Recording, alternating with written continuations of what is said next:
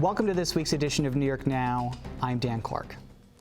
In a lot of ways, New York and the state of Texas could not be more different. Different climate, different culture, and definitely different politics. So it wasn't a huge surprise this week when the governor of Texas sent dozens of undocumented people by bus to New York City. And that has Mayor Eric Adams frustrated because the city didn't know these immigrants were coming. So it's been tough to get those people connected with services like medical attention and housing. But it's also reignited the debate over immigration reform in the U.S. and what should be done, if anything. Here's what Governor Kathy Hochul said Thursday when she was asked about the situation. I don't disagree with anybody that this calls for and is crying out for a federal solution.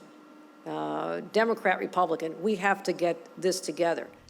Let's get into that and more with John Campbell from WNYC and Gothamist. John, thank you as always. Thank you for having me. So what is the mayor saying about the situation of the immigrants coming from Texas and possibly other states to the city? The mayor's not happy. I mean, Texas Governor Greg Abbott is sending these busloads of migrants seeking asylum, people who are say they're fearful for their safety in their home country and they need to escape, essentially. So the mayor views this as a political stunt. He said as much. He said that he might travel down to Texas to campaign against the governor, which, you know, I don't know how much a New York City mayor would be helpful in Texas to Beto O'Rourke, but it is what it is. So, this is the shelter system is taxed in New York City, and this doesn't help. But at the same time, the mayor, the governor, they're trying to show that they are supportive of migrants, they're supportive of asylum seekers, and they're trying to provide the services that they need.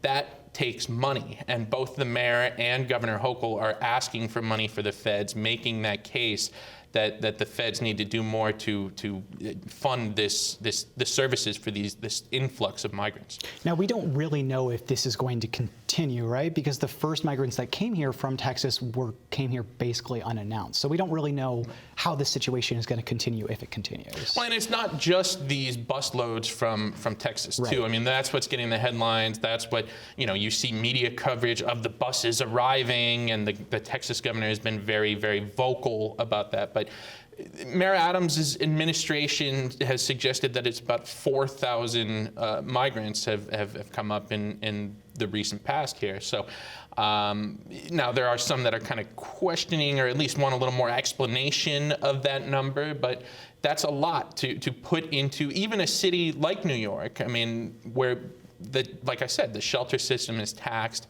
You add 4,000 people, I mean, that's going to make a big difference. Do you think this is a big enough issue to maybe go into the legislative session at all? I know that there's been a lot of conversation in recent years about things like the Excluded Workers Fund, which helped people during the pandemic who were undocumented and obviously couldn't get federal assistance.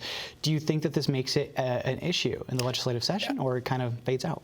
I'm sure there are things that could be done and will be taken up, but in the short term, it's more about finding these people services. The governor was asked about it yesterday. She made that case again that the feds need to step up, essentially. So that the federal government is where the focus is now, and it'll remain there until at least January when the legislature comes back. So speaking of yesterday, we were at a press conference with the governor on Thursday about something called the Green Chips Bill. This bill essentially, if I'm understanding it correctly, and I'm going to ask you to clarify, if I'm understanding it correctly, it provides $10 billion in tax credits to potential businesses coming in to work on these, smart chips and renewable energy projects that are related to it. Do I have that right? Yes, but we should say up to $10 billion, right, because it's up to $500 million a year over 20 years.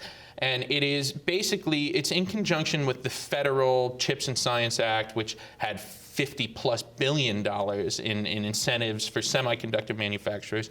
And it comes at a time where there is a global chip shortage. These, we're simplifying it here, but essentially these computer chips that we need for our phones, for cars, there is a race to produce these, and they're trying to make more of this happen in the United States, and Governor Hochul and the legislature are trying to do more of it in New York State. Now, this has been going on for decades in New York, and they've spent billions of dollars trying to attract semiconductor manufacturers with some level of success. We have Global Foundries in Saratoga County that is a major facility, and they're building a second one right now. Very successful. But there's also people who say this is corporate welfare. You know, why are you putting $500 million a year, which is if it's expended, would be the largest industry-specific tax break in New York, toward very wealthy corporations? I mean, there are two sides to this, but the state is all in, the federal government is all in at this point, and now you're hoping to lure